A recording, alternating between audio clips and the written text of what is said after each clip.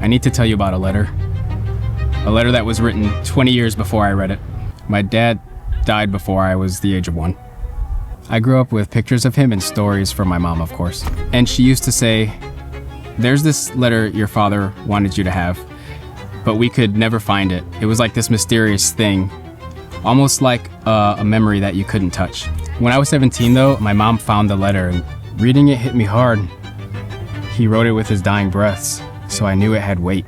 It said something along the lines of, "Strive to be the spiritual leader of your family." At the time I understood the sentence, but not the weight of it. But I knew it was powerful. His dying words. So they stuck with me, waiting. I joined the Marines, traveled, got deployed, met my wife, and had kids. But then, even with all the success I was having, Victoria, my wife, was diagnosed with a rare and aggressive cancer. I was alone. I was terrified. I'm just trying to keep it together for my kids, because that's what a good dad does, right? But my wife was dying, and there was nothing I could do about it. I was terrified. And it hit me for the first time what a Hail Mary prayer looks like.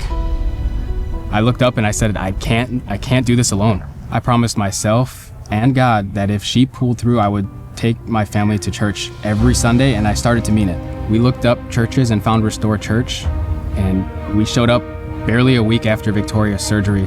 She could barely speak, and she had a really serious scar across her neck. I didn't expect anything dramatic. At the time, I just needed to be a man who kept his promise. But something happened, one of God's rumbles.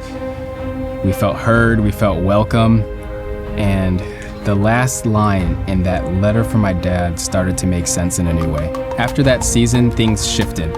I got baptized that January, and I didn't force anything. I just felt like I had to lead by example. My wife followed, my kids started to show up. There was this one evening, we were all driving somewhere, and we were all in the car and the windows were down. It was a really nice day. And it was one of those sunsets where the sky kind of turned a whole bunch of different colors, reds, violets, purples. And my son told us that was a gift from God. And hearing him say that was priceless.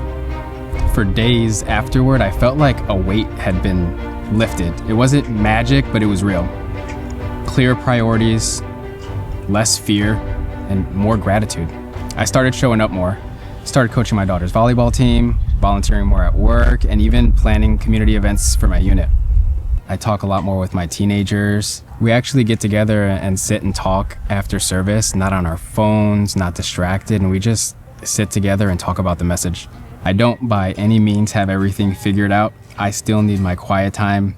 I still stumble, life still has its hard days, but I know that I'm not doing it alone. Being baptized and coming to church with my family has given me a foundation, something to stand on when things get tough. And my kids won't have to discover God in a panic like I did. They'll already know where to look.